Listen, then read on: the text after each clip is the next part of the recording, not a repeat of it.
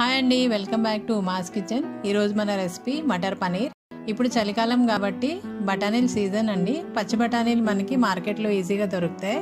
ఇప్పుడే కాకుండా ఎప్పుడైనా చేసుకోవచ్చండి. మనం రెగ్యులర్ బఠానీతో కూడా వాటిని మనం ఓవర్ నైట్ నానబెట్టుకుని బాయిల్ చేసుకున్న తర్వాత మనం యాడ్ చేసుకోవచ్చండి. ఇప్పుడు ఫ్రెష్ బఠానీతో మటర్ పనీర్ ఎలా తయారు చేసుకోవాలో చూద్దామండి. ముందుగా ఒక ప్యాన్ పెట్టుకుని అందులో ఒక టేబుల్ స్పూన్ ఆయిల్ వేసుకోవాలి.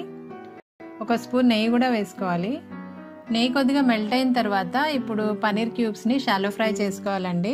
నేను 200 గ్రామ్స్ పనీర్ తీసుకున్నాను అండి. పనీర్ బాగా వేగక్కర్లేదండి, కొంచెం గోల్డెన్ కలర్ వస్తే సరిపోతుంది.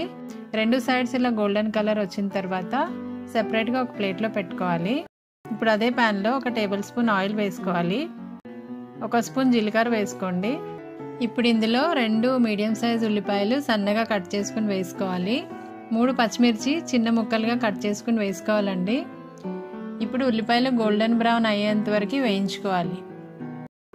ఇలా వేగితే సరిపోతుందండి.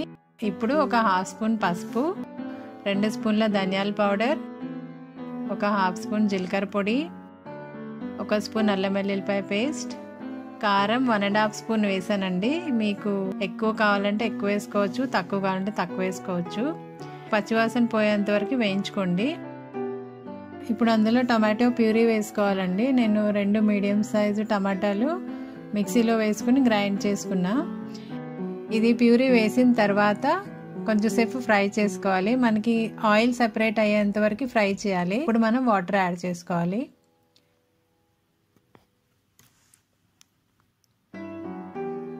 వాటర్ పోసుకున్న తర్వాత బఠానీలు వేసుకోవాలండి. బఠానీలు ఉడికేంత వరకు ఉడకనివ్వాలి.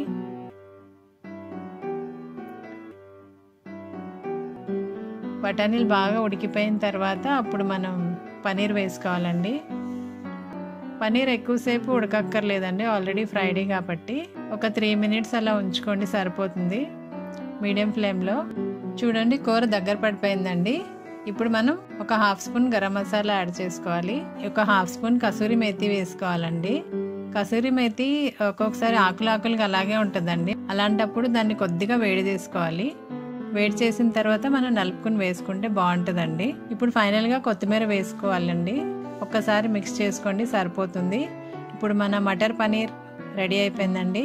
సర్వ్ చేసుకోవచ్చు. ఇది చపాతీతోనైనా రోటీతోనైనా చాలా బాగుంటుందండి.